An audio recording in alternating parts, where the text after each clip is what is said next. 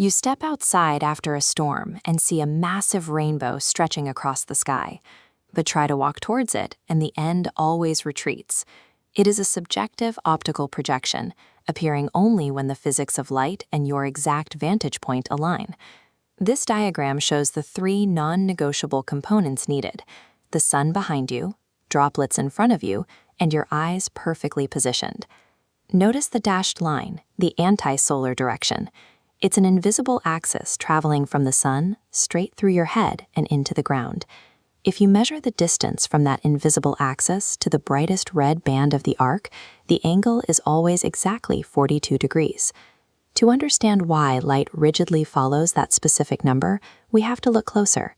Zooming in on a single water droplet, when sunlight hits the boundary, it bends, called refraction. It reflects internally, then bends again, exiting. Because water bends shorter violet wavelengths slightly more than longer red ones, this unequal bending spreads white light into a visible spectrum. This diagram charts the specific geometry of that path. We have the incoming angle of incidence, marked as I, and the refracted angle inside the droplet, marked as R. Using those two angles, we calculate total deviation, how much the ray was knocked off its path.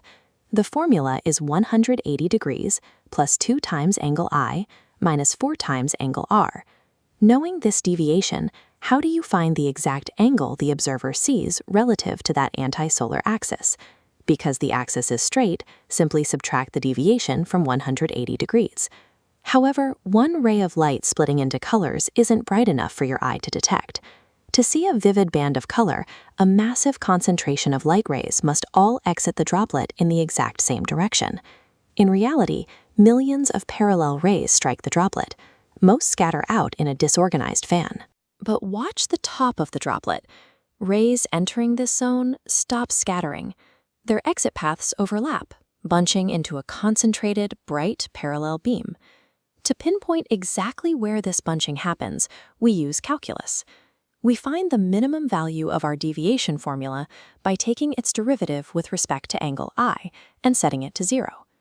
Differentiating Snell's law reveals the optimal incidence angle for water is roughly 59.4 degrees, maximizing outgoing light concentration.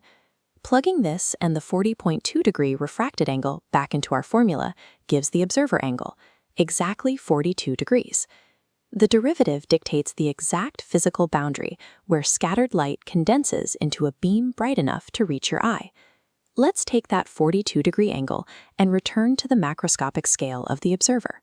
If a single water droplet suspended in the air exactly 42 degrees away from your anti-solar axis shoots a concentrated beam of red light into your eye, then any other droplet at that exact same angle will do the same. If you sweep that 42-degree line around the central axis, you map out a massive three-dimensional cone. The surface of this cone is packed with millions of droplets, all aligned perfectly to send light straight back to you.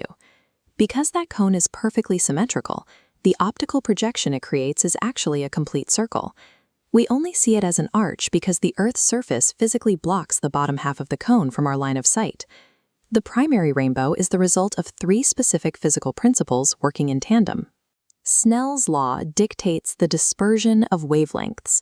Calculus isolates the 42-degree angle of maximum light concentration, and three-dimensional geometry organizes those concentrated rays into the final, colored circle we see in the sky.